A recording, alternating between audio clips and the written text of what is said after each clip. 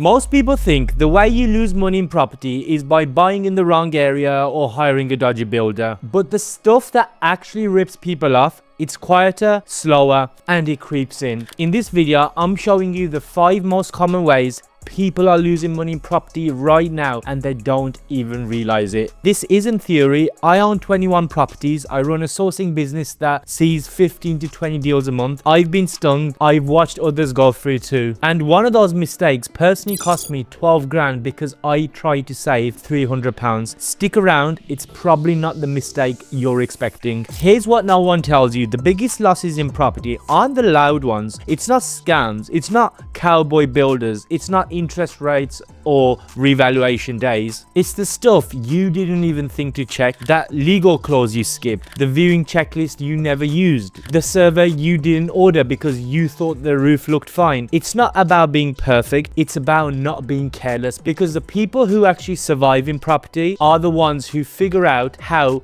not to lose money. Let me take you back. Second property I ever bought. It was freezing, raining, the kind of viewing where you're just rushing to get back in the car. I looked up to the roof and thought, oh, that looks decent. I didn't order a proper survey. I thought I was being clever, saved £300 on that. Everything seemed fine. The valuation went through, refurb started, all moving forward. Then a few months down the line, my management company sends me a photo and my stomach drops. The roof's damaged, ended up costing me £12,000 to replace. £12,000, all because I didn't want to spend £300. Lesson learned: never ever skip a survey, especially on your early deals, and never walk into a viewing without a proper checklist. If you want a copy of my property viewing checklist that I use, message my Instagram at I'mVJ with the word view in capitals, VIEW, and you'll get a copy of it for free. Because this is the kind of checklist I wish I had the start of my property journey, because when you don't know what to look for, you only see what you want to see. So I bought a property once, a 5-bedroom HMO in Doncaster. Looked like a winner. The spreadsheet showed a 22% ROI, which is return on investment. Net cash flow £850 a month. I was buzzing and I was already thinking about my next property. But then one room sat empty for weeks. Then that one got filled. Then another room got empty. Tenants started complaining about damp in the box room. The real cash flow was 370 quid a month. Now, it's still positive, it's still a profit, still a win, but it's a long way from the spreadsheet. So here's the lesson: don't think whatever your spreadsheet tells you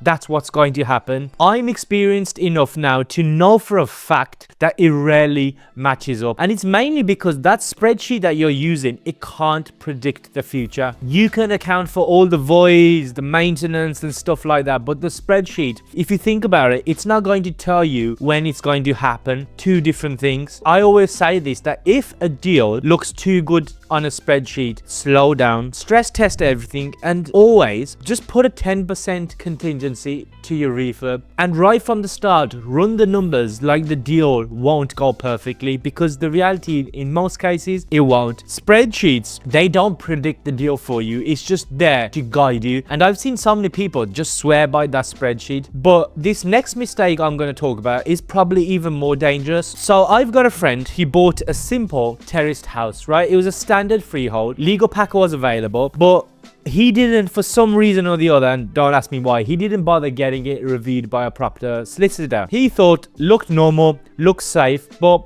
buried in that legal pack was no legal right of access to the rear alley of the property. And then there was like an old restrictive covenant, and that scared the lender off completely. So the refinance got delayed, the property deal nearly fell through, all because no one turned to page 14 of the legal pack and actually read the fine print. It doesn't matter how simple a deal looks on the surface. If you don't know what to look for legally, you're playing blind. And I've seen so many people who do that. They just don't understand how important it is to get the legal pack checked out. All you need is to overlook one thing that could potentially cost you a lot of money and a lot of stress. So it's just not worth it. And I always say this, just use a solicitor, man. And if you're using a solicitor, please don't use your cousin's mate who does divorce law. Use someone who's reviewed hundreds of these legal packs before. And I get why people say, oh, just take action. But legal mistakes are the kind you can't wallpaper over, right? Especially when it comes to legal packs, because in auctions, you're already on a timer. If there's one time you absolutely cannot afford to skip the legal pack, it's at auction, because when the hammer drops, you've legally exchanged contracts. There's no cooling off. There's no subject to finance, no pulling out if you spot something later on. You're locked in that deal. You've already most likely put a deposit in. You're locked in, and if you can't complete, you lose your 10% deposit, sometimes more. That's why it's important to work with an experienced and trustworthy professional. Now, talking about trustworthy, you need to pay attention to the next one as well. So when you start doing volume like we do, 15, 20 properties a month, you work with a lot of new builders. Some of them are solid, some of them are magicians, as in they just disappear, right? One time we got a refurb back, it looked great.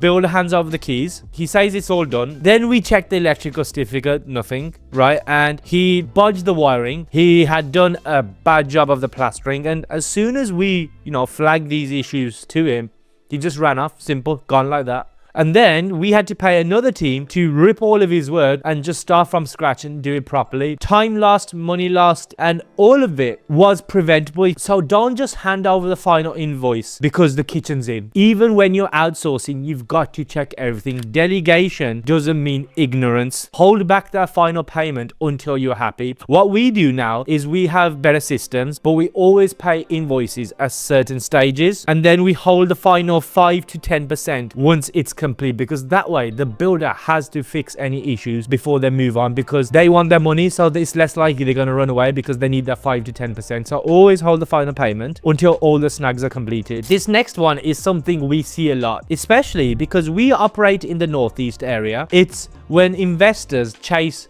high yielding areas, but they don't realize it's a low demand area underneath. And the one we get asked about the most is Middlesbrough. We all get people come to us saying, I want to invest in Middlesbrough. And when we ask, oh, why Middlesbrough? It's always the same answer. Oh, because it's a city. Oh, the yields are high. Or I've seen a lot of deal sources doing it there. But here's the truth. We don't source in Middlesbrough that much, if any, and that's a conscious decision because we know it's not a desirable place to invest, not for the type of properties most people are looking for. The ones we get shown are often on boarded up streets, there's litter everywhere, people are hanging around with no intention of working, and you'll just see some random stuff on the streets like a fridge or like a sofa. You know the kind of areas that I'm talking about. On paper, sure, the deals look great, 40k houses, it looks like a bargain, but when the void hits, tenants don't pay, they trash the property up, and what's worse, 5 years later, the property's still worth the same. We've had investors come to us after buying in Middlesbrough, they're burnt, frustrated, and every time it's the same pattern. It's because they chase high yield without checking the demand. And here's the truth, a high yield, it means absolutely nothing if the house doesn't rent, right? The best thing you can do is actually check the area, not just on Google Maps. Like Google Maps will do a good job of, giving you some idea of what the areas look like. But the best way is to just drive around the area. Check it out in the daytime, check it out in the nighttime. Is it near shops? Is it near amenities? Does the area look relatively safe? Like, can you see yourself walking here at night without having any issues? Are there any schools about? Or is it a ghost town with no, regeneration or no growth? Don't just chase cash flow. Look at the long-term upside, the capital appreciation, the stuff that actually builds wealth. Because I always say this, the real money in property isn't just from the monthly rent. It's from holding onto the right properties in the right areas and then letting them go up in value over time. So let me show you something real quick. Here's how this stuff looks at the time and what it actually ends up costing you, right? So in my case, skipping a survey was £300, but in the end, it ended up costing me £12,000.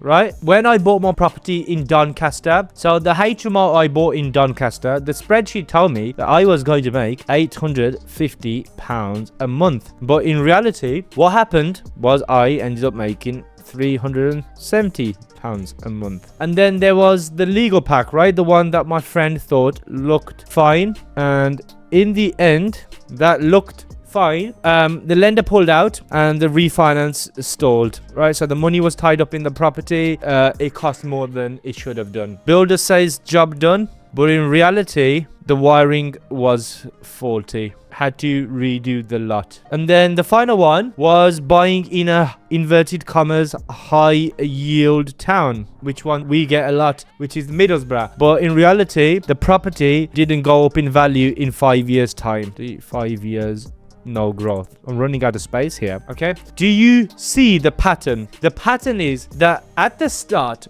these didn't look like risky decisions, right? All of these at the start, they were harmless, but in reality, all of these ended up costing a lot of money. Those decisions, they look smart at the time, and even some of them thought, oh yeah, why not? And that's why they're dangerous. They're dangerous because they seem very minor at the start, but it's only once you go through it, that's when the problems start to occur. And I've seen this so many times. I've seen it with myself as well. So here's what I've learned. It's not just about how to make money. It's about how not to lose it. The best investors I know, they don't just play offense. They protect their downside, because in property, the longer you can stay in the game, the better your position gets. If this has helped you spot what's costing you money, the next one will help you protect even more of it. It's called 7 hidden property costs that blow your budget. These are the kind of costs most people don't even plan for, and they're the exact ones that ruin your numbers later on. So if you want to avoid getting stung, I'll see you over there.